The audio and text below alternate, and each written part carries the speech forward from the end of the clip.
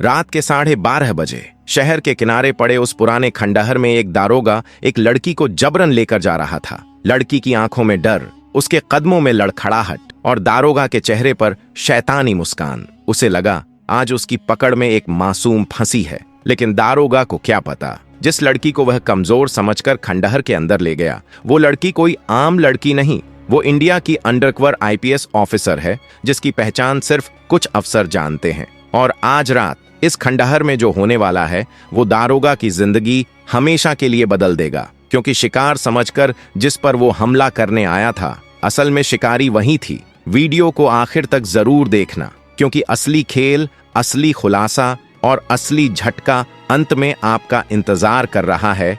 नवीशा वर्मा, जो अपनी कम उम्र और गजब की खूबसूरती के साथ साथ एक सख्त आईपीएस अफसर के रूप में जानी जाती थी, उस रात एक बिल्कुल अलग ही रूप में निकल पड़ी। फटे पुराने कपड़े, उलझे बाल और एक जर्जर सी साइकिल। देखने वाला यकीन ही नहीं कर सकता था कि यह वही तेज तर्रार अफसर है। रात का आखिरी पहर था। सुनसान सड़क बीचों बीच फैली पड़ी थी और उसकी साइकिल की हल्की चरमराहट ही सन्नाटे को चीर रही थी। आगे एक पुलिस नाका लगा हुआ था। दूरी से ही एक कांस्टेबल ने उसे देखा और अपने साथी से बोला, लगता है कोई फकीर टाइप आया है। कुछ ही क्षणों में नवीशा वर्मा उनके बिल्कुल नजदीक पहुंच चुकी थी। जैसे ही वो नाके से आगे बढ़ने लगी, पुलिस वालों की नजर उसके चेहरे पर टिक गई। उसके भेष के बावजूद उसकी खूबसूरती उनके होश उड़ा देने के लिए काफी थी। तभी कांस्टेबल शिविन सड़क के बीचों बीच आकर खड़ा हो गया। उसने पागलों की तरह उसे घूरते हुए उसका रास्ता रोक लिया। उसी समय जीप में बैठे इंस्पेक्टर अद्वित राव की नजर भी उस पर पड़ी। वह एक झटके से गाड़ी से उतरा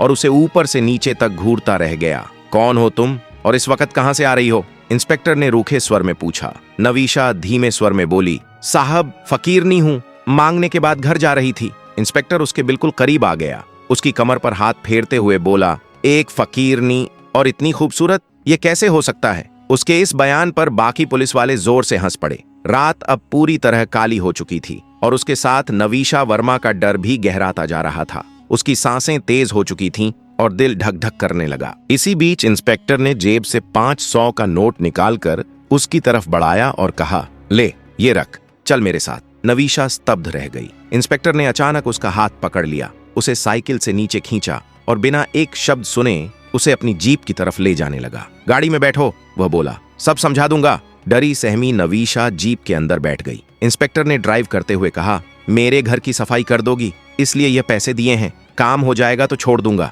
थोड़ी देर बाद उसने गाड़ी को एक ऊबड़ खाबड़ रास्ते पर मोड़ दिया। काली रात, सुनसान रास्ता और अजीब सा माहौल देखकर नवीशा का डर और बढ़ गया। कुछ दूर जाकर उसने गाड़ी एक पुरानी जर्जर हुई हवेली के सामने रोक दी। चलो अंदर आओ, इंस्पेक्टर बोला, यहीं सफाई करनी है। नवीशा वर्मा ने आसपास नजर दौड़ाई। खंडहर नुमा हवेली, टूटी दीवारें और सुनसान माहौल। उसे समझ नहीं आ रहा था कि इस जगह पर कैसा साफ सफाई का काम हो सकता है। इंस्पेक्टर उसे पकड़कर अंदर ले गया। सामने एक टूटी फूटी सीढ़ी थी। उसने उसका हाथ थामा और उसे ऊपर की ओर चढ़ाने लगा। नवीशा बिना कुछ बोले उसका पीछा करती रही। ऊपर एक पुराना बंद पड़ा कमरा था। इंस्पेक्टर ने जल्दबाजी में ताला खोला और बोला, अंदर जाओ।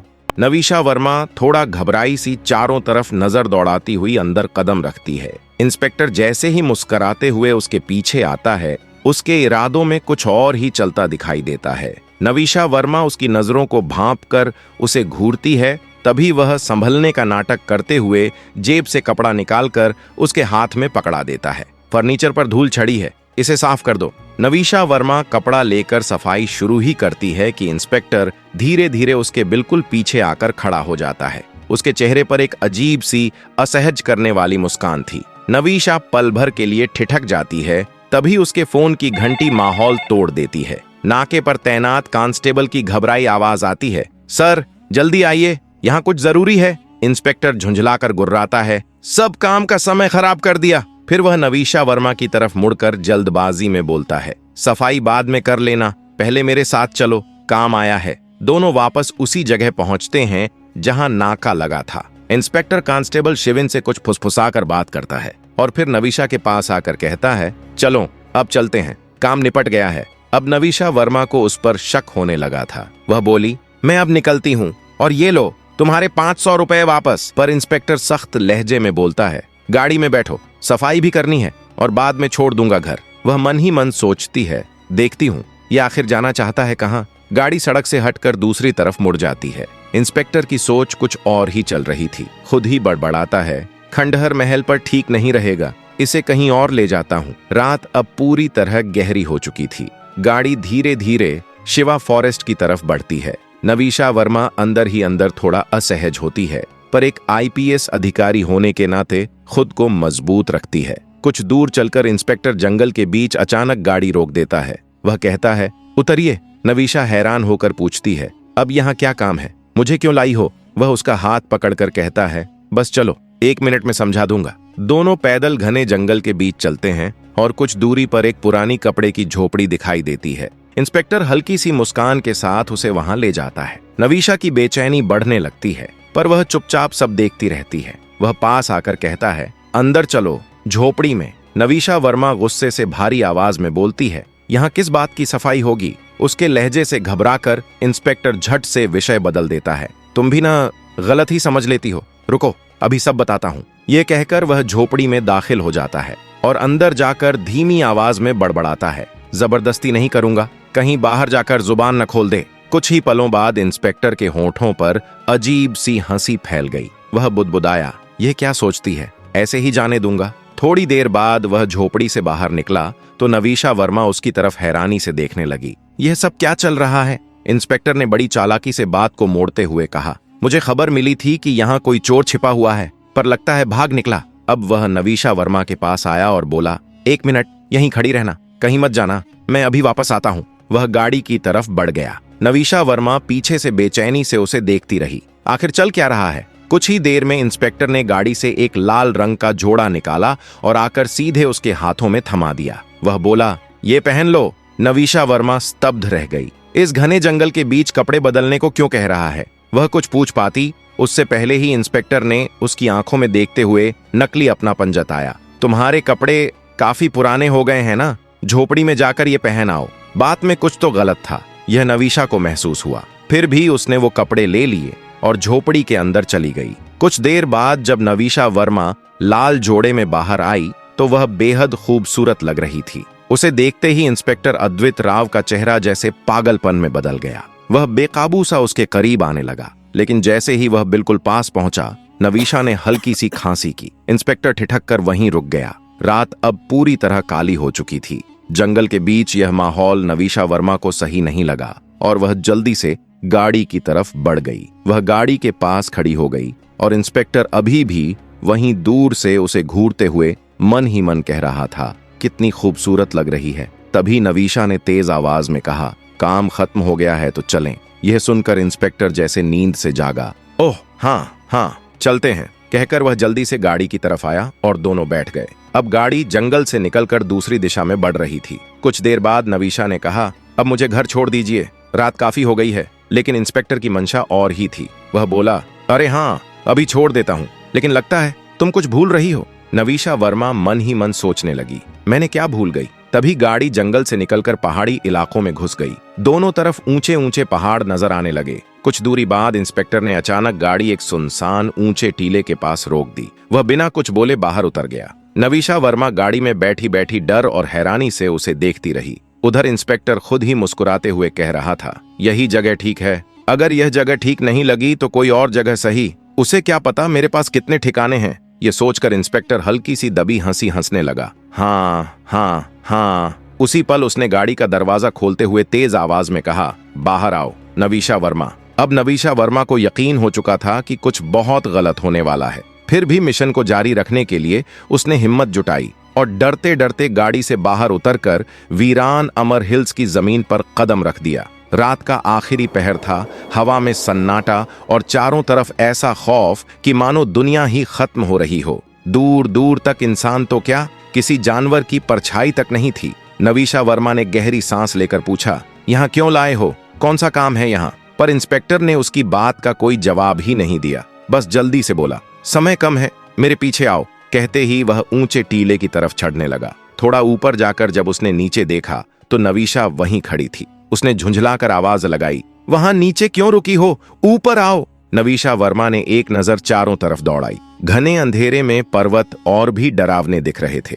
फिर उसने खुद को संभाला और उसके पीछे पीछे ऊंचाई पर चढ़ने लगी। इंस्पेक्टर ने उसे चढ़ते देखा तो मुस्कुराया और बोला, जल्दी जल्दी आओ, पहाड़ बहुत ऊंचा है। कुछ देर बाद दोनों पहाड़ की सबसे ऊंची चोटी पर पहुंच चुके थे। नवीशा जैसे ही किनारे पर पहुंची और नीचे झांका, हजारों फीट गहराई उसे आग की तरह चुभने लगी। उसका मन एकदम दहल गया। इसी बीच इंस्पेक्टर पीछे से धीरे धीरे दबे पांव उसकी ओर बढ़ने लगा। वह बिल्कुल पास आकर उसने अचानक नवीशा की कमर पकड़ ली और झटका देते हुए बोला, धक्का दे दूं? दे दूं?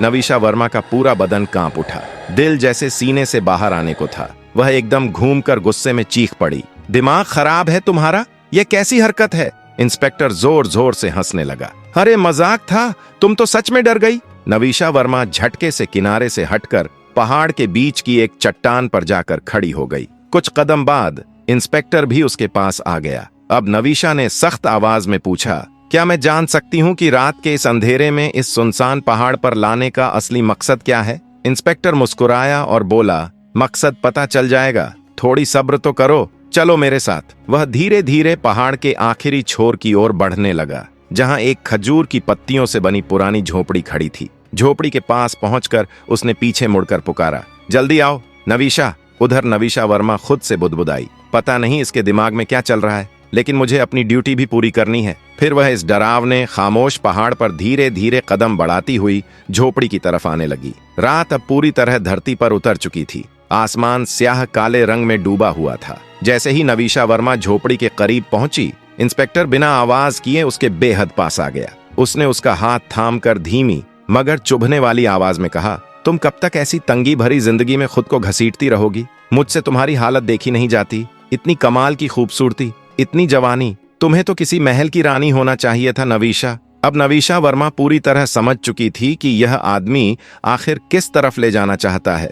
वह धीरे धीरे पीछे हटने लगी, जबकि इंस्पेक्टर उसकी आंखों में सीधे देखते हुए खामोशी से उसके करीब बढ़ता गया। पीछे हटते हटते नवीशा उस खतरनाक चोटी के किनारे आ पहुंची और बस एक कदम और बढ़ता तो वह सीधा गहराई में गिर जाती। अचानक इंस्पेक्टर ने उसका हाथ झटके से पकड़कर पूरी ताकत से अपनी तरफ खींच लिया। एक पल में नवीशा उसके सीने से आ लगी। इंस्पेक्टर के होंठों पर धीमी खतरनाक मुस्कान फैल गई, जबकि नवीशा वर्मा का दिल जैसे सीने से बाहर निकलने को हो। वह आंखें बंद करके हाँफने लगी। शुक्र है मैं गिरने से बच गई। और उधर इंस्पेक्टर इस पूरे पल का मजा लेते हुए मन ही मन मुस्कुरा रहा था। अचानक नवीशा झटके से सीधी खड़ी हुई। उसने कहा, मुझे यह जगह बिल्कुल पसंद नहीं, चलो यहाँ से अभी। वह जल्दी से झोपड़ी से बाहर जाने लगी। तभी इंस्पेक्टर ने उसे बाहों से पकड़ा और धीमे से बोला, रुको, एक काम अभी बाकी है। नवीशा ने भौहें चढ़ाकर पूछा, कौन सा काम? इंस्पेक्टर बोला, चलो चलकर दिखाता हूँ। वह उसे पहाड़ के दूसरे ढलान से नीचे ले गया,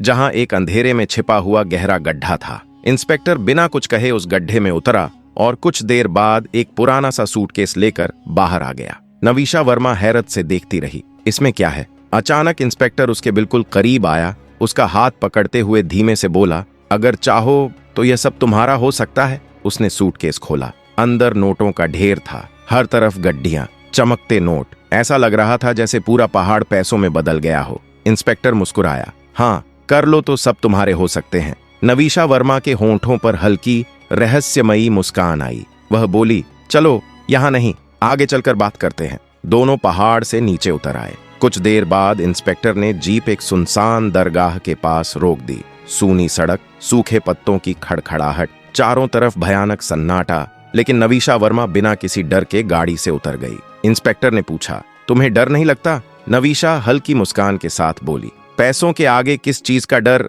इंस्पेक्टर खुश होकर उसे एक पुराने खंडहर की ओर ले गया, जहां वह अपने गलत धंधे चलाता था। जैसे ही वे टूटे कमरे में पहुंचे, इंस्पेक्टर बोला, बस यहीं सब सेट कर दूंगा। लेकिन नवीशा अचानक रुक गई। उसने धीमे से कहा, मुझे भी एक बात बतानी है। इंस्पेक्टर मुड़ा ही था कि नवीशा ने अपनी कमर से आईपीएस आईडी कार्ड निकालकर उसकी ओर बढ़ा दिया। IPS Navisha Verma, crime branch. काफी देर हो गई तुम्हें समझने में कि असली खेल कौन खेल रहा था। इंस्पेक्टर के चेहरे का रंग एक पल में उड़ गया। उसकी आंखों में डर साफ दिखाई दे रहा था, जैसे अभी अभी उसके पैरों के नीचे से जमीन खिसक गई हो। वह हड़बड़ाकर पीछे हटने लगा, फिर अचानक मुड़कर भाग पड़ा। लेकिन नवीशा भी साधारण अफसर नहीं थी। उसने एक झटके में उसे पकड़ा, कलाई मोड़कर जमीन पर गिरा दिया। धूल उड़ी उसके चीखते ही खंडहर की वीरानी गूंज उठी। बाहर से पुलिस की गाड़ियों की आवाजें तेज होने लगीं। रेड लाइट्स की चमक उस अंधेरे खंडहर को चीरती हुई अंदर तक आ गई। पूरी टीम तेजी से अंदर घुसी और इंस्पेक्टर को चारों तरफ से घेर लिया।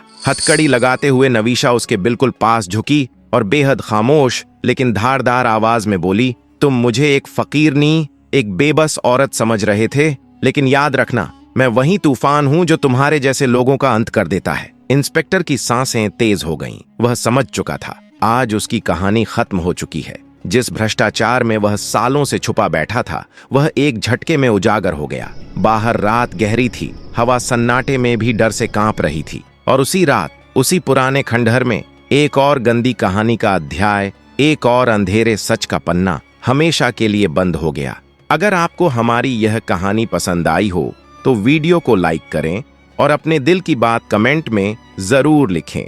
ऐसी ही रोमांचक, थ्रिलर और सस्पेंस भरी कहानियां पाना चाहते हैं तो चैनल को सब्सक्राइब करें और नोटिफिकेशन बेल ऑन करें ताकि आप कभी भी कोई नया किस्सा मिस न करें। वीडियो को अपने दोस्तों और रिश्तेदारों के साथ शेयर करें ताकि और लोग भी इस थ्रिलर, साहस और न्याय की कहानी का मजा ले सकें और अल्लाह की रहमत के साथ हक की राह को पहचान सकें।